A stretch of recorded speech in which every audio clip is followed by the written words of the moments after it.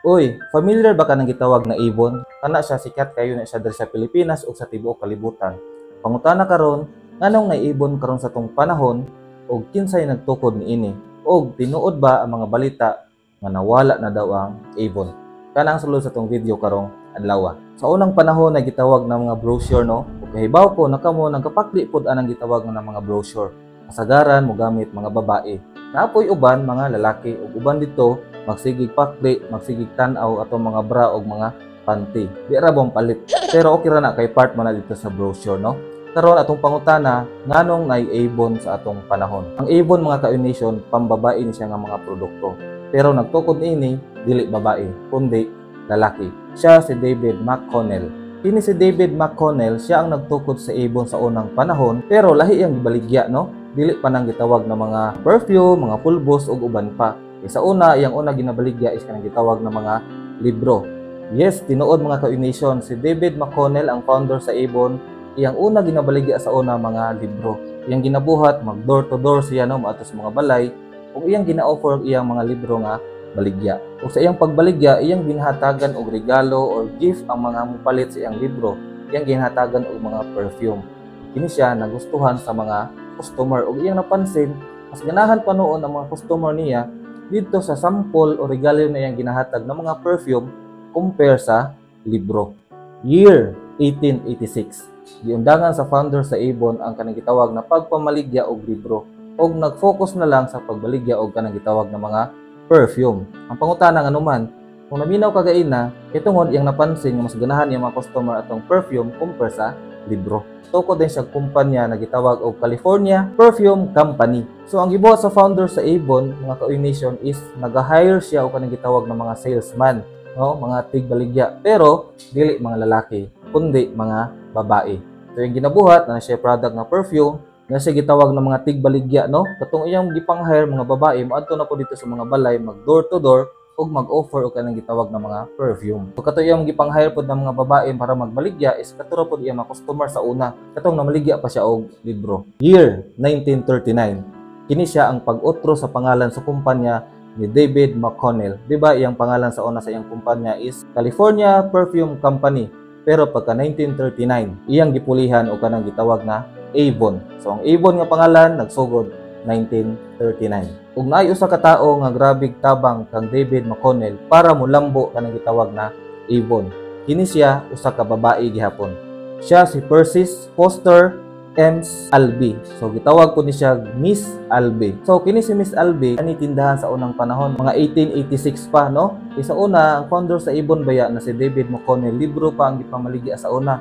1886 pa to, dugay na kaayo no. So, kini siya si Miss Albee, ang libro na ginabaligya ni David McConnell is iyang ginabutang sa iyang tindahan. Di mo na sila nagkaila. So karon na may kumpanya si David McConnell na Avon, iyang gi-hire na pud ni si Miss Albee ug dako kay tabang sa iya. Kini si Miss Albee mo ay naga-guide no sa mga na-hire pud ni David McConnell na mga babae para unsaon pagpamaligya sa ilang produkto. So, kini si Miss Albee dako kay impact sa expansion sa pag-train sa mga empleyado ni David McConnell na mga babae. So, kung mo makita kaning Avon no dako kay tabang sa unang panahon labi na sa mga babae. Naghatag ni siya og opportunity na makakwarta ang mga babae sa una pinaagi sa pagpamaligya sa mga produkto sa Avon. Pero kung imong tan-awon ang founder lalaki.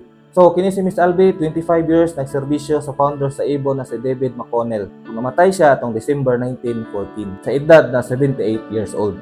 So, ito nakita, daghan kay nagabaligyag Avon no, sa unang panahon hangtod karon kasagaran mga babae. Pero ang pinakauna nga Avon lady o nagabaligyag Avon sa una, mao si Miss Albee. Nag-appeal siya sa history sa Avon. Karon, ibalita ato mga niaging simana ang Avon nawala na daw. Unsa ni siya katinuod? Kana atong isgutan diri nga part sa tuang video.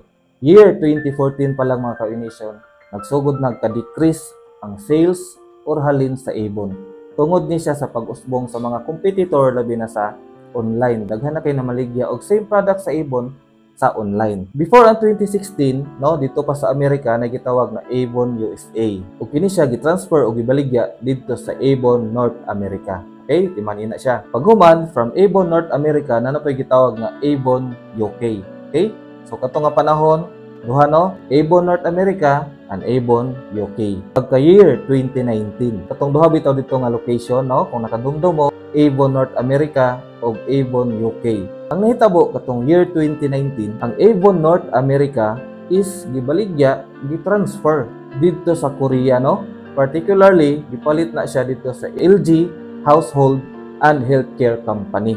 Okay, so sa Korea na mao na toy naghawid sa Avon. Then katong isa, ang Avon UK, no, gibaligya na pod gitransfer dito sa Brazil, no, particularly katong kumpanya na Natura. Og sa paglabay sa panahon, dito sila naigo sa kanang gitawag na pagka-bagsak, pag-low, pag-ubos sa ilang sales, no. Katong Avon UK na under na dito sa Brazil. Og katong August 2024, nag-file og bankruptcy ang Avon. Pero ang pangutana, tibok ba kalibutan ang nasira sa Avon? Based sa itong research, dili, no? Ang nasira lang is kanang gitawag na Avon UK, no? Katong under sa Brazil. Tungod sa kadaghay kaso na ilang nadawat, gasto pa jud kaayo, no?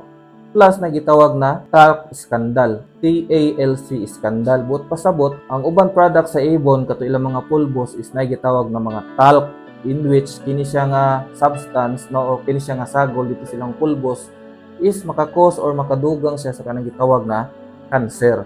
Manang kana sila gikasuhan, no? Kay kaso nga gi-file sa Avon pero dito ra sa UK nila nga location or branch na under nga sa Brazil na Natura. Ug katong isa nga Avon North America wa toy labot og nagpadayon pa sa pag-operate hantod karon, no? Ug dito sa Philippines napabang Avon ang tubag based sa statement sa ilahang company, no, sa Philippines sa ilang office is yes, padayon gihapon ang Avon diri sa Pilipinas, no? So atong balikon, nasirado ang Avon pero dito lang sa katong gitawag nga Avon UK under sa Brazil, no, katong Natura. So dito mo balaka kang Avon padayon pa, no? Padayon pa ta makapalit sa ilahang mga product.